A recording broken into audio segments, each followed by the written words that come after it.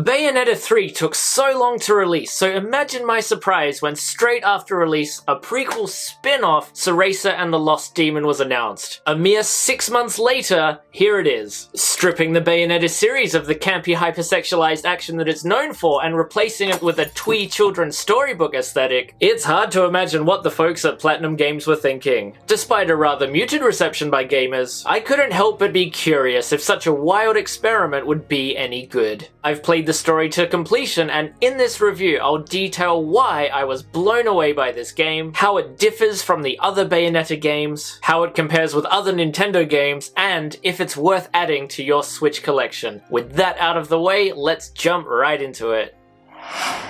Before she was Bayonetta, she was Cereza, the outcast love child of a forbidden romance. Living with her teacher Morgana at the edge of a forest, the young witch in training longs to be reunited with her mother Rosa, who has been imprisoned for violating the code of the Umbra Witches and having a child with their opposite faction, the Lumen Sages. Young Cereza starts having a recurring dream of a boy trapped in nearby Avalon Forest, begging for her to rescue him. The still inexperienced Cereza summons a young demon into the stuffed toy her mother gave her, bringing the toy to life as her monstrous but cute companion Cheshire. Against Morgana's wishes, Cereza and Cheshire head off into the forest, the domain of the belligerent fairy kingdom. What follows is an adventure of bonding between Cereza and Cheshire, revelations about the characters around her, and the beginning of Cereza's transformation into the iconic Bayonetta. Despite having the Bayonetta branding, story-wise this is absolutely nothing like the three preceding games, in plot, tone, and consistency. There is none of the mind-bendingly convoluted realm and multiverse hopping of the prior games, nor the chaotic and confusing character motivations. Instead, we have a well-structured, concise hero's journey with clear structure and payoff. It's by far the most easy to follow in the series, and Lost Demon is all the better for it. Tonally, it commits to the pleasant storybook fairy tale style, bolstered by strong vocal performances. There's not a trace of camp, nor the weird clashing of sexiness, drama, and comedy in the main series. Granted, that is why we love the Bayonetta series, but even us fans can acknowledge that it doesn't always work. As a result, it's a consistent experience from start to finish, with no weird deviations or secondary characters to play as. In terms of how it connects to the rest of the series, I'm honestly stunned Platinum pulled this off. It really shouldn't slot into the Bayonetta canon as well as it does, and the moments that tie it into later games are logical and rewarding for longtime fans. Overall, it's an unexpectedly satisfying and complete story. Just awesome stuff. But how does it play? Despite looking unlike anything Platinum has ever done before, the combat is still par the course for them. It's still about comboing enemies with skills that unlock and upgrade over time. The combat system is not as complicated as Bayonetta 3, matching the simplified nature of this spin-off. Yet this game still does have a lot in common with its predecessor, as well as Platinum's other efforts Astral Chain and the Wonderful 101. Cereza can't attack, and can only hold enemies in place while Cheshire attacks. As a result, it has a dual-stick control scheme similar to Brothers or Blanc, controlling Cereza with the left half of the controller and controlling Cheshire with the right. I was dismayed at this at first, but surprisingly they've pulled it off rather well. There weren't many times where I felt myself going cross-eyed or getting frustrated, and it plays about as well as controlling the legions in Astral Chain. Overall, combat is fast and fun, well up to snuff with other games by Platinum. I know these Platinum action games can be divisive, so if you don't already like them, Lost Demon probably won't win you over. As for the overall adventure, this feels like something completely new for Platinum, and definitely for the Bayonetta series. Surprisingly, Lost Demon takes place in a semi-open world. I really would not have gathered that from the trailers, and I assumed it would just be broken up into chapters like the main games. For this world, Platinum have clearly taken inspiration from The Legend of Zelda, as well as newer Metroidvanias like Metroid Dread and Ori and the Blind Forest. Progression through the forest is gated by power-ups needed to progress that are unlocked through the story. Once you get a new power-up, it's worth backtracking to find more collectibles to power up your combat abilities, but backtracking is not necessary to progress the story. And throughout the story, you'll find trial rooms, some necessary to progress and some optional. These either involve solving a puzzle or a combat challenge. For me, these were the standout moments of the game, especially the puzzle rooms. The puzzles require you to separate Cereza and Cheshire to opposite sides of the screen, and use their unique abilities on their own side to help the other progress on theirs. challenges. It's hard to explain, but these puzzles are incredibly fun, much like the shrines in Breath of the Wild, and they released a lot of dopamine for this stressed out 32-year-old. The combat challenges are also satisfying to clear, and are much more manageable and consistent than those found in Bayonetta 3. They're good practice for the boss battles, which are epic in scale and really test your abilities. For some of the later ones, you'll need to find the collectibles to increase your total health, as well as concoct healing potions to use. If you love frustrating and tough bosses like me, you'll find plenty to love here. So I've sung a lot of praises, but there are a few disappointing aspects. While overall I do love the combat, in particularly challenging battles with hordes of enemies, the two character management did get a bit frustrating, and it's quite easy to lose track of Cereza's position in the chaos. It was moments like these where I needed to step away for a break, and then come back and just power through them with healing potions. Frustrating when it does happen, but at least it's not constant. And more frustrating, the world map.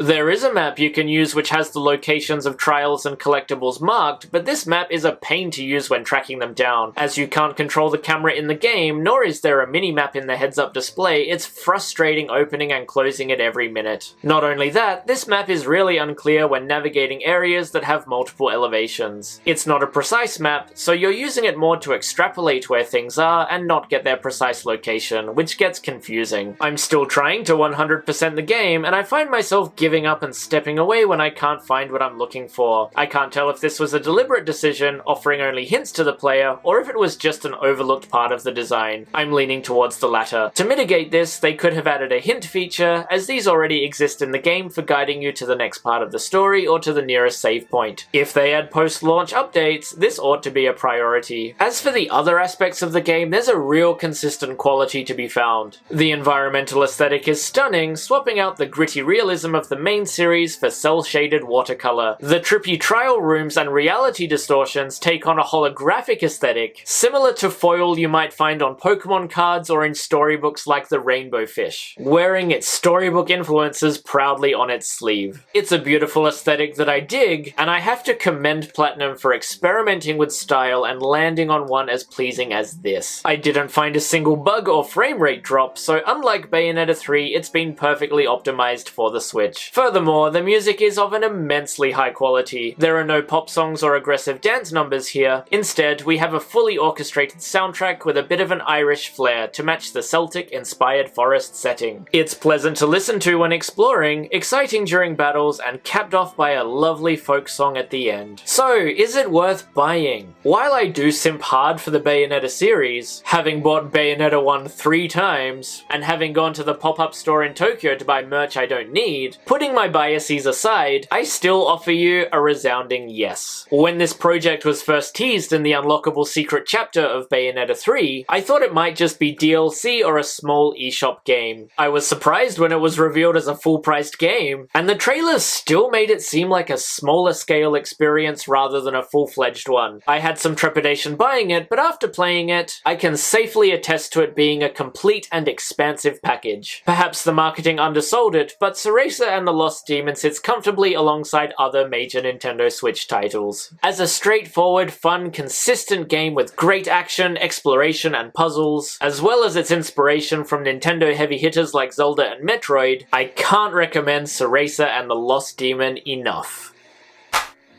How about you? Have you played Cereza and the Lost Demon? What do you think about Bayonetta and PlatinumGames? Whatever your thoughts, comment below and I'll reply to you. Separating my thoughts from my review, don't you think it's a bit weird that Bayonetta 3 and Bayonetta Origins released only a few months apart? Considering how polished Origins is compared to 3, it makes me wonder if Origins was originally planned to be released first and things got shuffled around. Anyway, I think it's way too close to be releasing games in the same series like this, and just feels plain weird to me. Some outlets have been teasing this game as an introduction to the Bayonetta series for younger players, which I can't really believe. While it does look cute, I can't see parents purchasing this for their kids over something like Pokemon or Splatoon, especially given the overtly adult nature of this franchise. Despite its cute presentation, I think it would be too complicated and not interesting enough for kids. As for the future of the Bayonetta series, it's pretty clear to me that Platinum, Nintendo, and Sega aren't done with the brand yet. When I played and reviewed Bayonetta 3, the multiversal shenanigans of it, as well as the ending, made me think the stakeholders were building up this IP for future installments, and Origins exemplifies and supports this idea. 3's sudden and weird introduction of fairies and a strange new character I won't spoil tie it into Origins, and furthers my belief that the opposite release order was originally planned. Anyway, whether main installments or spin-offs like this, the foundation of the Bayonetta IP has been strengthened, and there is definitely more on the way. And this Bayonetta simp